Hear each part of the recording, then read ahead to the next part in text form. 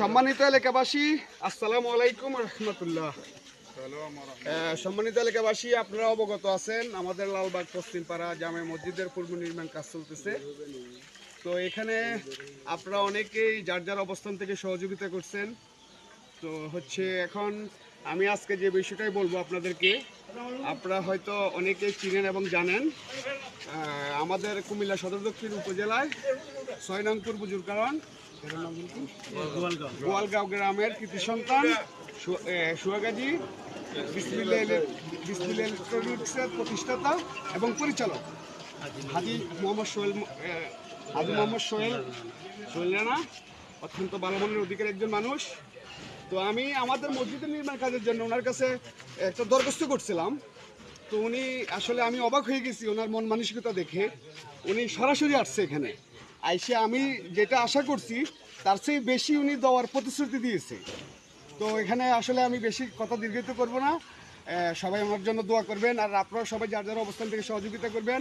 এখন কিছু কথা বলার জন্য আমাদের মসজিদের খতিব মাওলানা শাহজাহান ভাইকে কিছু বলার অনুরোধ করছি। বিসমিল্লাহির রহমানির রহিম। আসসালামু আলাইকুম রহমতুল্লাহ। আমাদের মসজিদের পুনর্নির্মাণের কাজ চলছে।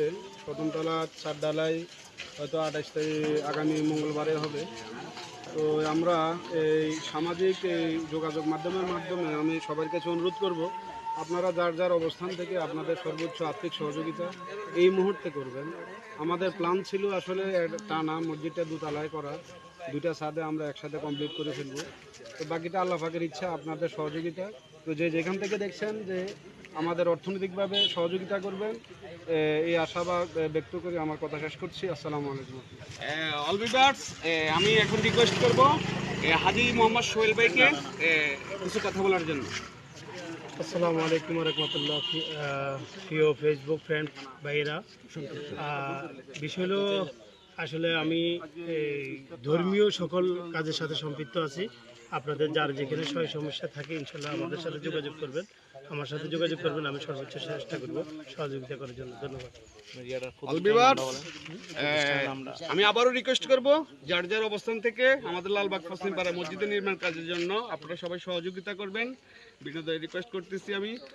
আমাদের মসজিদের কাজ ধীরে ধীরে এগিয়ে যাচ্ছে, খুব দ্রুত কাজ হচ্ছে আপনাদের সহযোগিতায়। বিশেষ করে যারা প্রবাসী আছেন, আপনাদের সহযোগিতাই বেশি আমরা পাচ্ছি।